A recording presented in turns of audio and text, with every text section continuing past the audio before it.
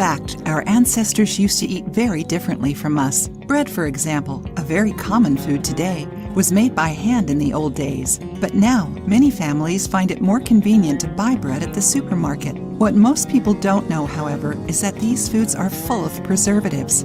Do you know what preservatives are and what types of it there are? Today we will talk about the food preservatives that you should avoid. Food preservatives are chemical substances that can be either natural or synthetics and are added to a product, in this case a food, to extend its shelf life, protecting it from bacteria, fungi, yeast, and other kinds of organisms or chemical reactions that may turn the food improper for consumption. The use of food preservatives is common, and that's why we don't pay much attention to it.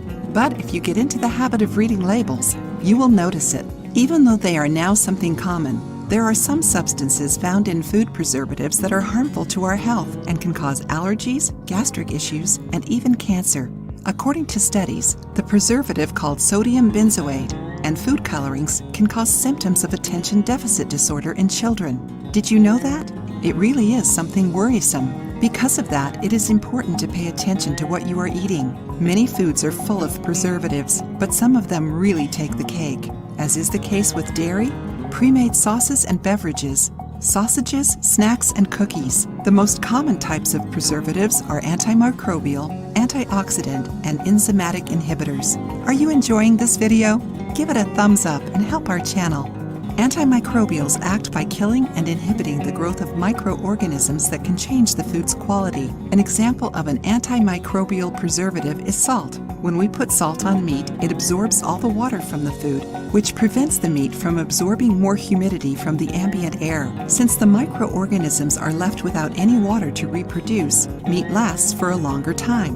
Antioxidant preservatives prevent the product reacting with oxygen, avoiding any damages to the product. Just like oxygen oxidizes iron, it can also oxidize an apple. You know when you cut an apple and it darkens? It is reacting to the oxygen. A good example of a very common antioxidant is ascorbic acid, vitamin C. Do this test. Cut an apple in half and apply a few drops of orange or lemon on one half of the apple. You will notice that the part left without anything darkens faster than where you applied some drops of lemon. The same happens with potatoes, but since it has an enzyme called catechol oxidase, it darkens very quickly after being peeled or grated. Enzymatic inhibitors act as preservatives of these enzymes, preventing the acceleration of the reactions that change the physical and chemical state of products. Isn't it interesting? Usually, food preservatives are shown in the product's package either by its name or its number code.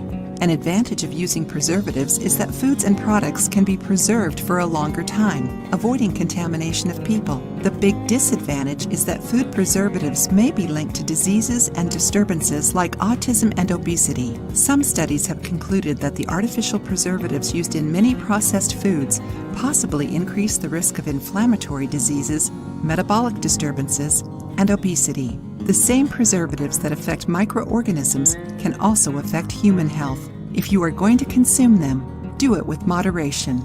If you liked the video, give it a thumbs up and share it with your friends. For more recipes and tips, subscribe to the channel.